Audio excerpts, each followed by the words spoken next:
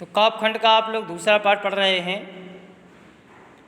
और दूसरे पाठ में के जो रचयिता हैं कवि मैथिली शरण गुप्त जी, तो उन्होंने साकेत नामक महाकाव्य रूपी रचना से ये केकई का अनुताप शीर्षक लिया है। अनुताप पश्चाताप करना। अब केकई के द्वारा पश्चाताप क्यों किया जा रहा है? क्योंकि उन्होंने अपने 2 वरदान के माध्यम से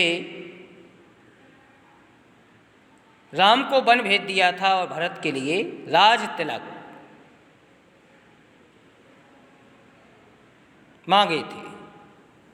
तो इस तरह से है कि जैसे ही भरत का अयोध्या में आगमन हुआ और उन्हें ज्ञात हुआ कि मेरी माता के द्वारा 2 वरदान मांगे गए हैं, जिसके कारण बड़े भाई राम को वन जाना पड़ा है, तो वह केकई से बहुत कुछ अपशब्द कहते हैं। तब केकई के मन को यह ज्ञात होता है कि जिस पुत्र को मैंने राजगद्दी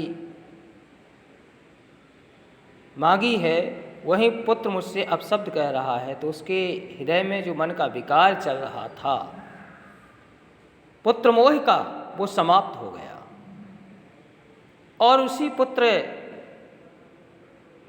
के साथ वह वन में जाती हैं और राम को वापस लेने के लिए। तो वहाँ जाकर के सारी सभा के सामने केकई पश्चाताप कर रही हैं। प्रसंग यहाँ पर दिया गया है। प्रस्तुत पंक्तियाँ राष्ट्रकवि मैथिली शरण गुप्त विरचित साकेत महाकाव्य से अवतरित हैं, माने ली गई। विरचित माने रचित। इसमें पश्चाताप की ज्वाला में जलती हुई केकई के व्यथित हृदय को बाणी दी गई है। पश्चाताप की अग्नि में केकई जल रही हैं और उनके हृदय को जो कष्ट हो रहा है वह कष्टमय वाणी से अपनी बात को कह रही है। और भरत के हृदय की पवित्रता की भी उजागर किया गया है कि भरत का हृदय कितना पवित्र है कि वह राज के लालच में ना पड़ करके निर्मल मन से अपने भाई को वन से अयोध्या के लिए लौटाने के लिए जा रहे हैं। केकई के पश्चाताप की चरम सीमा यह है कि उसमें